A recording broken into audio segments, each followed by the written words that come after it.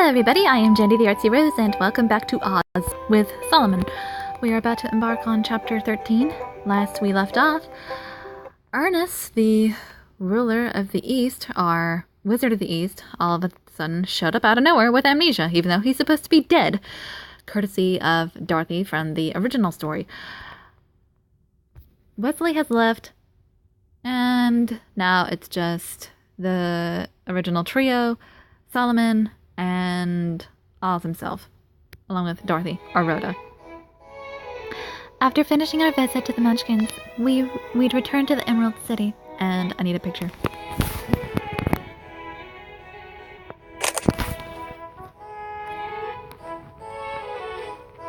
Probably tired from the journey, no one said much. And I was the same. The path that my heart dictates. Should I really go with this? Everyone, we're near the castle. Crowley turned around at the head and said to us, "You had quite the time at the Munchkins, did you not, Rhoda? Please, rest easy tonight." All right. Feels like something's missing. Leonardo said quietly, "Me too. I wonder why. Is it because he's not here? Him? Wesley? Wesley had gone off on his own to pursue Ernest, the Wizard of the East.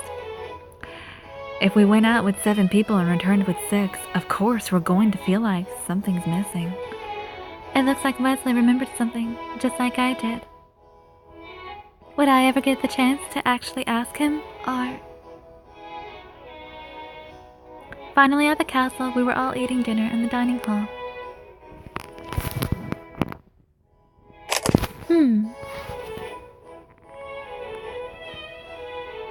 I have the feeling that everyone was a lot less chatty than usual during our meal. I don't feel like eating much either. I bet we're all really tired. We all parted ways after dinner and headed up to our rooms. Rhoda? On the way back to my room, Solomon called out to me. "Oh, Solomon, what's up?" Solomon's face looked a little pale. He's far from the Quadlings, and a lot did happen today.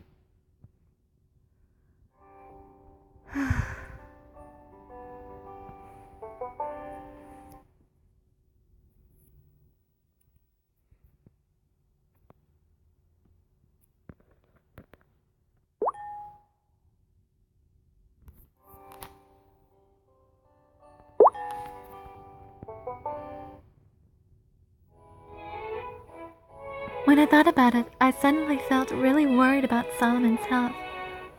"Hey, are you feeling all right?" We asked the exact same question. "Oh!" We exchanged looks and burst out laughing. It's pretty great. Who'd have thought? So we were both really worried about each other's health, and that timing was just too perfect. Looks like it. I suppose we're on the same page. For some reason, I was really happy to hear that. "So, how are you? It looked like you didn't have much of an appetite." Solomon asked me. "Yeah."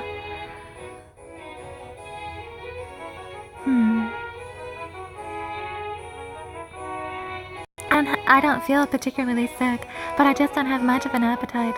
I thought so. Wesley looked at me with worried eyes. I could see myself inside those clear eyes of his. But I'll be fine. This is probably just a mood I'm in. From time to time, suffering in the mind can be even darier than suffering in the body. Try not to push yourself too much. Solomon said as he smiled at me. "Thanks. I feel like your smile's the best medicine." Then allowed me to prescribe even more. "What?" "Oh, crud. Only 3? Dang it. I should have gone with the last one. The bottom one.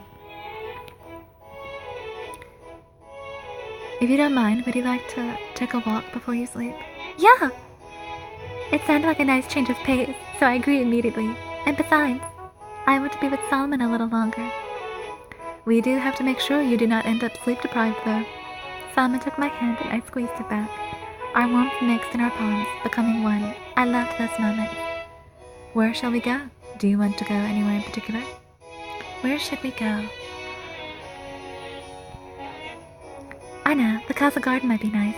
How about we go outside into the garden?" "The garden?" It looks like we're completely on the same page tonight. Solomon chuckled. "You want to go there too, Solomon?" When I asked, Solomon nodded, amused. I was in the mood to walk around the garden myself. Solomon continued with a bit of a mischievous grin. No matter where you want to go, I'd plan to take you to the garden. Then there's no meaning to have asked me, is there? Well, why not, right? The moon is beautiful tonight, and there's a nice breeze blowing.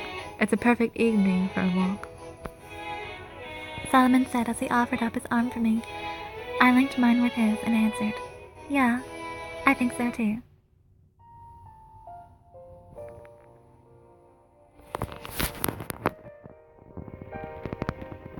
And now check that bit. Let's see, we have butterfly bushes, gladius. I wonder what those bushes are in the back. Are those tulips? Maybe those are tulips. And now, all of a sudden, the screen. Fabulous. Well, take a picture, it'll last longer. Or make a GIF, it'll last longer.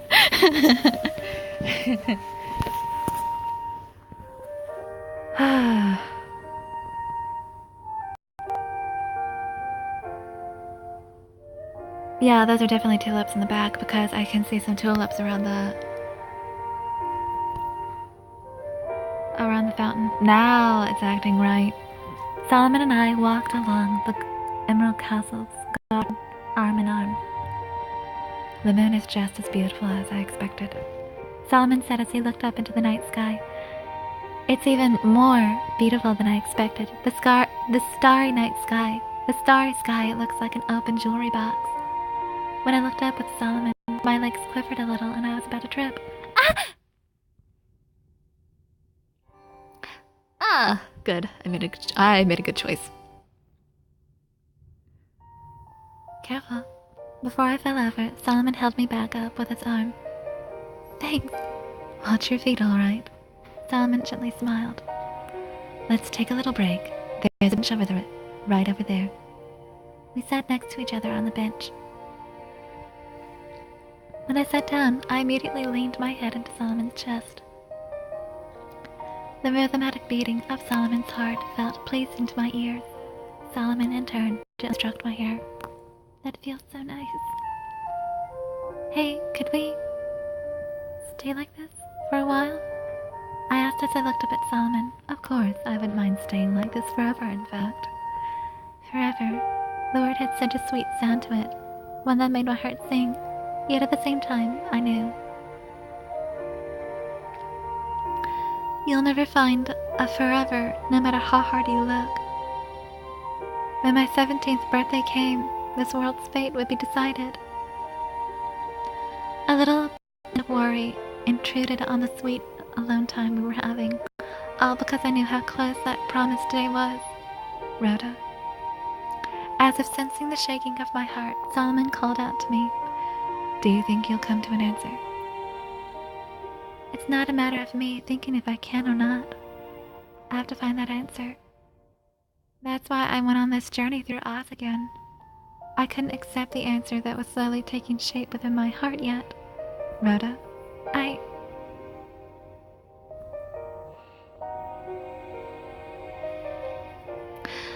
felt like I had my answer, but also didn't at the same time. I decided to come out and tell him how I felt. I feel like I can find my answer. Oh? Solomon's hand gently continued stroking my hair. I know. I've probably found it. But you know, Solomon, I don't know if that's my real answer or not, since I probably can't hear my heart's voice yet. Rhoda. Solomon spoke up. That's fine, you can be unsure. I felt like that was the gentlest I've heard him. An answer you gain without getting lost, without worrying. Probably is the real answer. Probably isn't the real answer. Truth always lies beyond pain. Rhoda, you are not wrong. Yeah.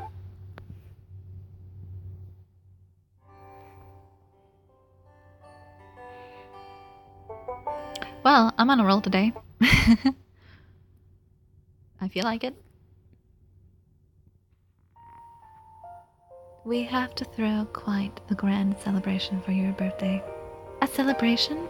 Indeed, we must celebrate the joy of your turning 17, as well as the chosen future of this world. the chosen future of this world.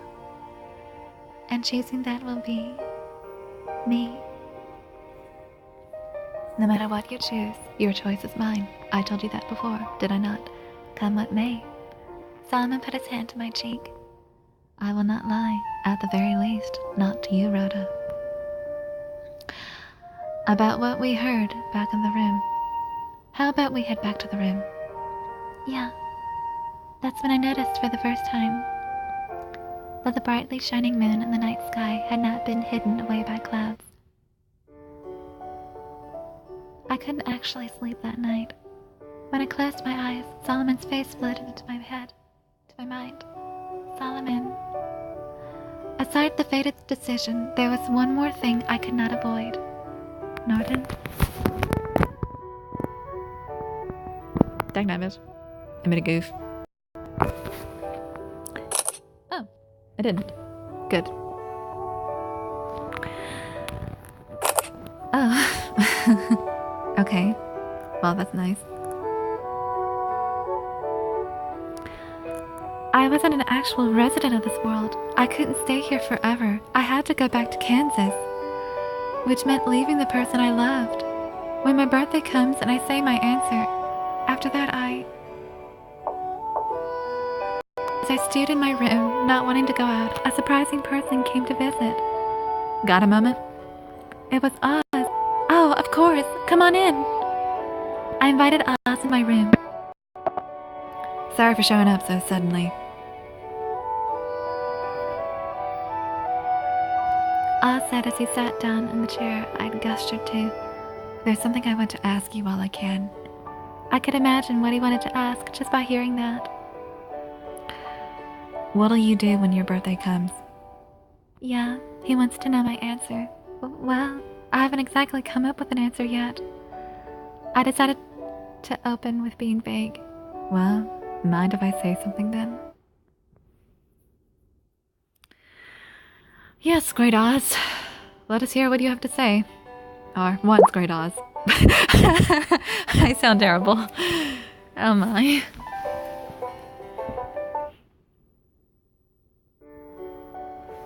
Oz leaned forward.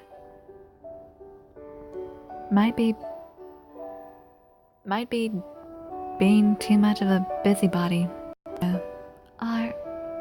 Oh, it wouldn't be at all. Could you tell me? Can you tell me? Well, Oz sat back and stared. You're not a citizen of this world. You're a normal human, born in Kansas 17 years ago. People all have their own worlds, places they belong, essentially. You too, Rhoda, and even Solomon.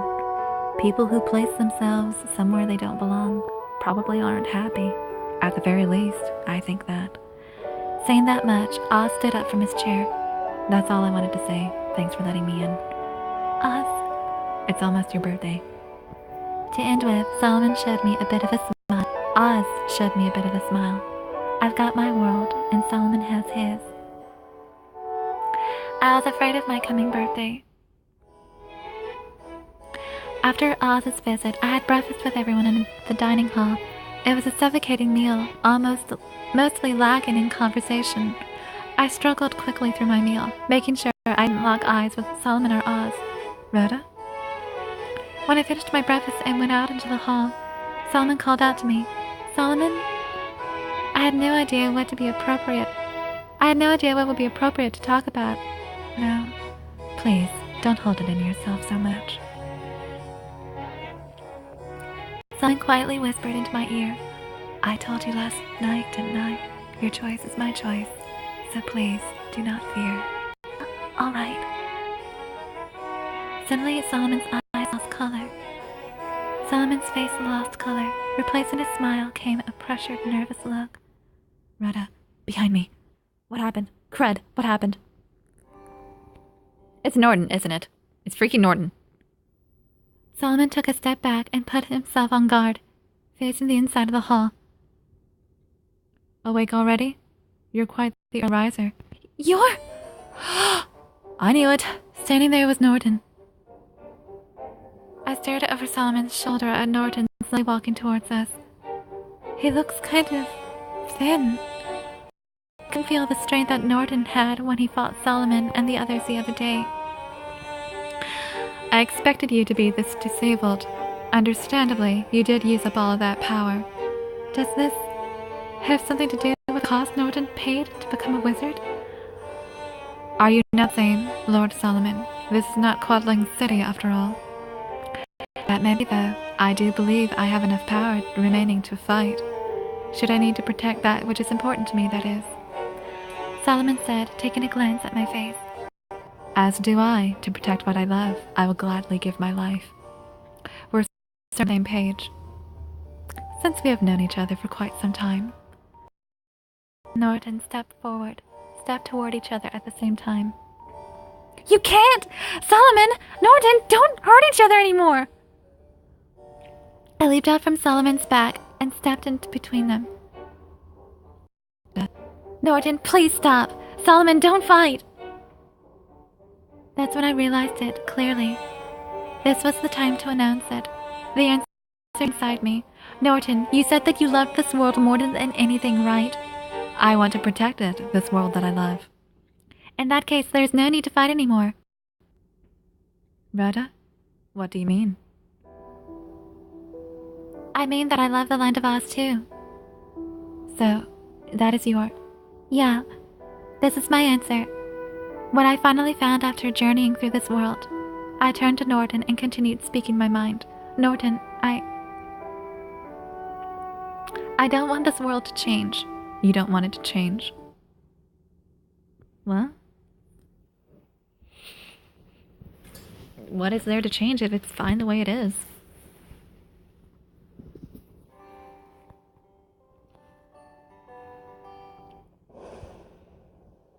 I think it's a natural reaction. Christmas contest.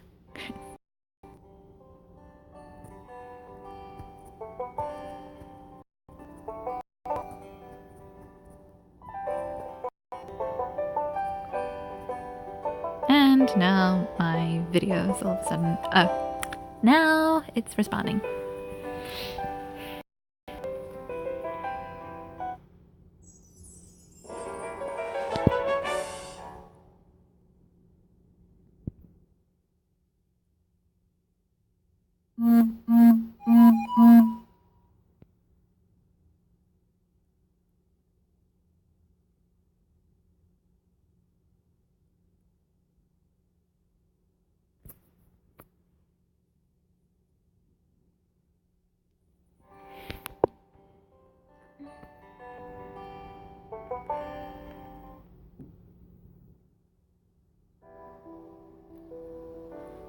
Yeah, I don't. I want it to keep going on as it is. Because I love this world. This world that you and Solomon made. I felt the lethal intent emanating from Norton and Solomon vanish. Solomon? I turned back to Solomon. He looked back at me. And besides, I don't want you two to fight. Because when I'm gone, I want you two to get... I had a feeling. My tears started to pour down my face. They couldn't stop, and I didn't want them to. The moment of destiny, after I'd made my choice on my birthday, I was going to go back to my world, Rhoda. As I cried and cried, Solomon softly held me.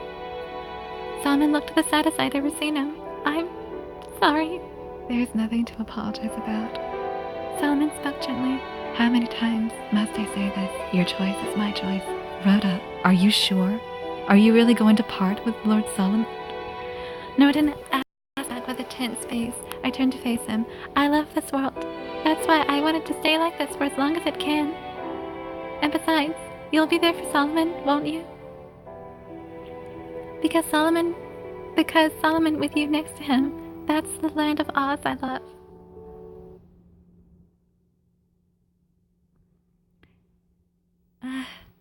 I guess the game's having an emotional moment. All of a sudden it froze on me again. I guess I'll give it time to cooperate. Well, that didn't take long.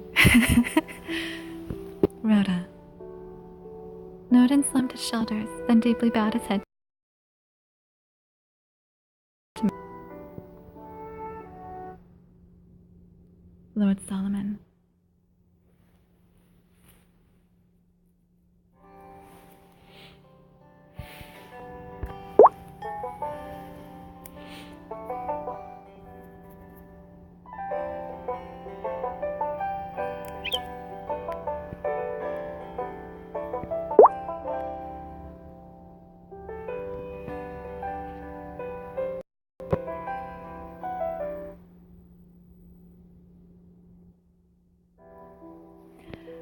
Norton turned his eyes to Solomon.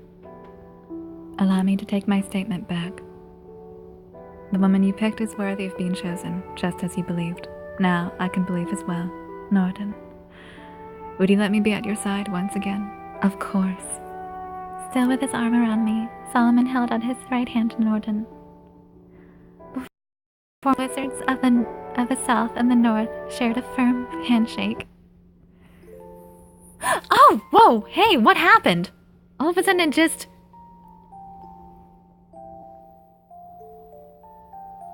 Okay. Oh! I felt Solomon's lips on the nape of my... Oh, not this again. Rhoda? I hear his heated whisper right in my ear. Solomon and I held each other in bed in my room, except for meals. We've been together all day. Solomon, please, kiss me more. Then hold me tight, Rhoda. So tight your nails dig into my skin. Okay, why do they have to be so intimate? The answer I found meant our parting, and we would part on my 17th birthday. The promised time was soon approaching, and the sheer pressure of the situation had set Solomon and I aflame. I just want to stay like this until that day comes. As do I, Rhoda. I promise you. Until that day comes, I will not let go of his hand. I held him so that I would not forget this precious moment we spent together, even when I went back to my own world. But, as love overcomes my being, there was a single seed of doubt in the corner of my heart, slowly budding. Is this choice really the answer I'm after? Is this really the future my heart wants? What's the matter, Rhoda?